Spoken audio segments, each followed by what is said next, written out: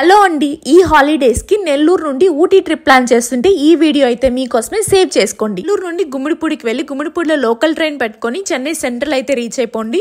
Chennai central నుండి everyday 7:20కి నీలగిరి express ఉంటుంది. ఆ నీలగిరి ఎక్స్ప్రెస్లో కోయంబత్తూర్ కానీ మెట్టుపాలెం కానీ వెళ్ళొచ్చు.